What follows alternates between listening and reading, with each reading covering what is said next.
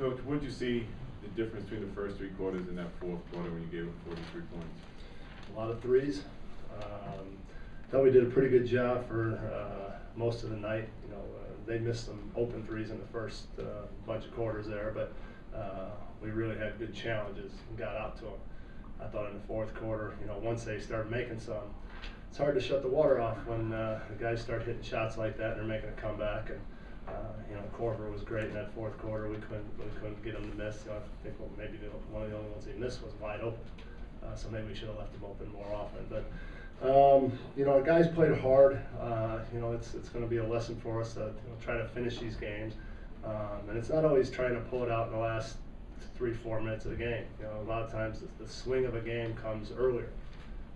And I thought maybe late in the third quarter we had a chance to really blow it up and maybe go from there. But we relaxed a little bit, had some mental errors at the end of the third quarter, and that allowed them to cut it down to 15. So there's certain lessons that we got to learn from that, and get better next time. Coach, you went with Lance as opposed to Enos down the stretch. What matchup were you looking to neutralize? Well, Corver was scoring, so we figured we'd get the defensive team in there, and Lance maybe a bigger body, try to keep LeBron out of the lane a little bit more, and then Courtney can guard one of the wing guys too, and it's LeBron's a big guy, can get in there, and he made some great passes. I thought we got sucked in too much. When LeBron was going, I think everyone thought, oh, if LeBron's going to score, I got to get in there and help. But that's really what he wants you to do, so he can kick it out to those shooters. So we overcommitted quite a bit in that fourth quarter. Coach, how deflating was you in the fourth quarter when they made those 3 shots? Pardon me? How deflating were those 3 shots that they made in the fourth quarter to the team? Well, we lost the game, so it is pretty deflating. I thought offensively we got a little reliant on KP, and he had LeBron on him instead of just continue to execute the plays. Then we were able to get out in the open court a little bit more when we were getting stops. They were scoring most of the fourth quarter, so we didn't get any of those easy buckets either. Jeff, you were talking before the game about you didn't think Frank would be bothered by the LeBron stuff, and so what did you think of when he kind of went chest to chest with a little bit? Yeah, that's good. Young kid to stand up to the best player in the league. So I was happy for Frank to get an opportunity to get out there and play and show him, you can say whatever you want, but I'm going to still be here and be here for many years. And and then he had his teammates backing him up, so that was great.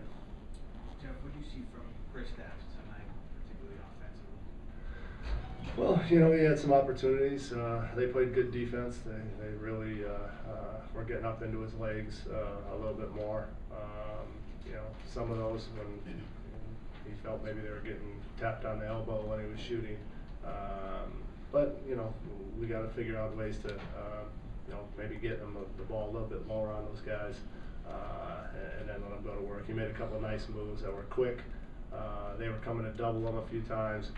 He made some nice passes out of there. I thought he had that one where he kind of went one-on-one, looked like he was going to try to shoot it and threw it back to Courtney Lee.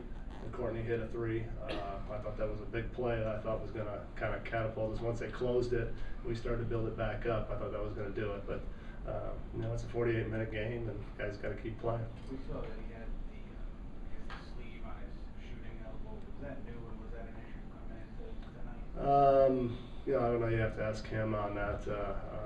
He practiced with it yesterday. He had a different sleeve on yesterday. This morning at shoot around. So that's something he's going to get used to if he's going to wear it. Coach, talk about Frank's defense. It's nasty about defense. He has 6 steals, but also just showed a lot of maturity as well. Yeah, that's that's Frank's strength is his defense, and he got his hands on a lot of balls. He was great in that first half. We'll look at tape at the fourth quarter of all our guys and see. I know one time he sucked in from the strong corner, which that's not part of our rotations, but that's something in the heat of a moment when games get tight, when you're playing a great team like Cleveland, that sometimes you got to kind of control, where you're going to help, and that's sometimes hard because that's a natural reaction of players to try to help out.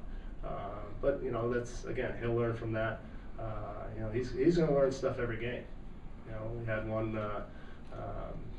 He came off a pick and roll, and I think they fouled KP as the picker, and he didn't shoot it. And we just told Frank, just shoot that one. It could be an and one.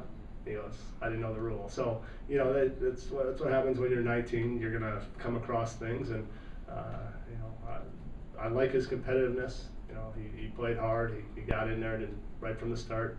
Wasn't afraid to go up against these guys. That's how he is. Coach, with your young team here, blowing a 23-point lead, what do you tell those guys in the locker room, and what do you guys do moving forward to make sure that doesn't roll over into the next couple games? Well, again, you know, guys got to learn from it. We all have to learn from it, but we can't get panicked by it.